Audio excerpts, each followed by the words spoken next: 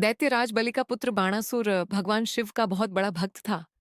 कठोर तपस्या से प्रसन्न होकर भगवान शिव ने उसे 1000 भुजाओं का वरदान दिया। लेकिन अपार शक्ति मिलते ही बाणासुर अहंकारी बन गया।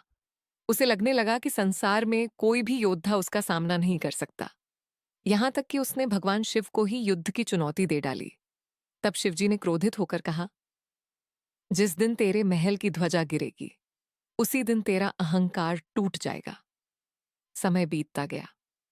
एक दिन बाणासुर की पुत्री उषा ने स्वप्न में एक दिव्य युवक को देखा और उससे प्रेम करने लगी। वह युवक था श्री कृष्ण का पौत्र अनिरुद्ध।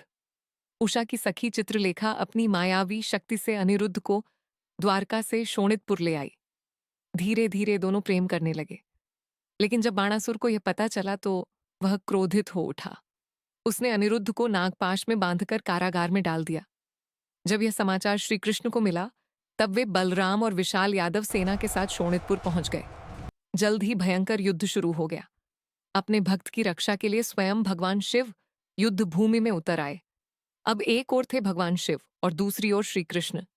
त्रिशूल और सुदर्शन चक्र की टक्कर से पूरा आकाश कांप उठा। पृथ्वी थरथराने लगी और देवता भयभीत होकर यह युद्ध देखने लगे।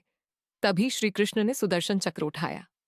वह बिजली की गति से घूमता हुआ बाणासुर की ओर बढ़ा और उसकी एक एक करके भुजाएं काटने लगा।